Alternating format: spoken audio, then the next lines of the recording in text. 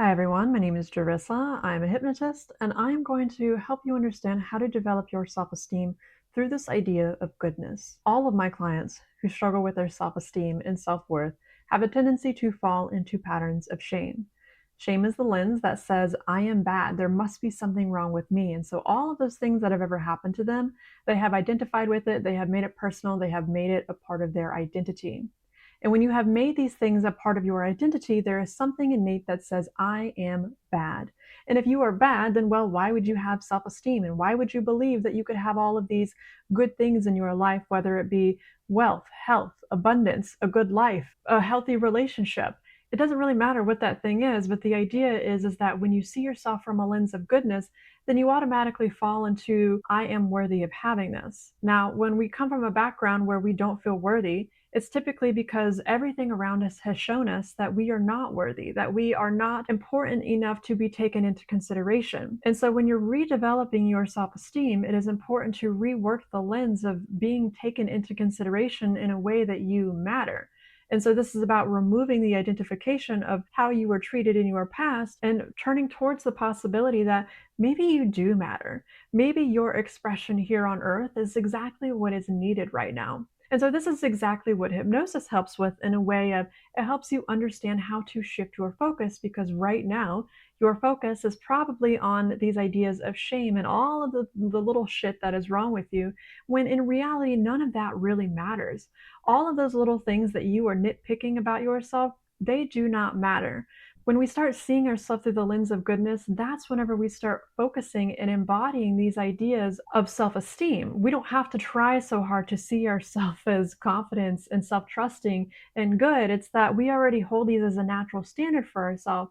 And so I had just posted a video about 3 of the energetic shifts that you're going to make to increase your self esteem. Because at the end of the day, high self esteem comes down to the energetic foundations that you have created for yourself, because we need to understand low self-esteem that you may struggle with right now has been created based on a conglomerate of experiences that you have had in the past, some of them repeating.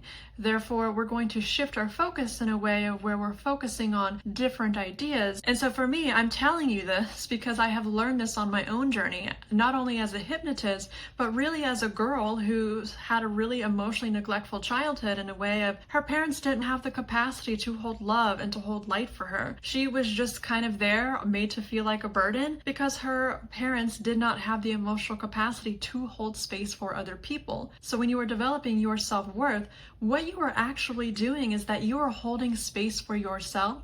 And so it's a matter of training yourself to focus on the right things. It is literally going to be the abundance of goodness that you are comprised of.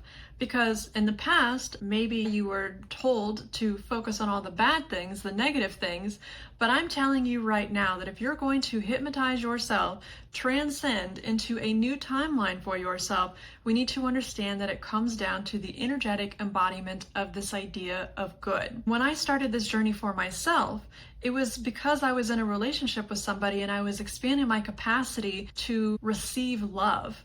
And I did that through allowing myself to imagine myself through the lens of this partner who really liked me.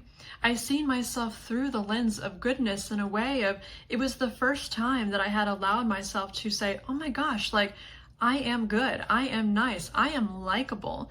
And the likability was really the one thing that really shifted the entire trajectory of my self-esteem. And then along the way, it has been the other pieces, like I mentioned in my last video, the idea of consideration, adoration, and respect. And so you're going to find that overall, you have to develop your foundation of even having the ability to see yourself as good and likable, much less adding on to the other layers that are going to strengthen your ability for self-trust. And so that's all that I have for this video.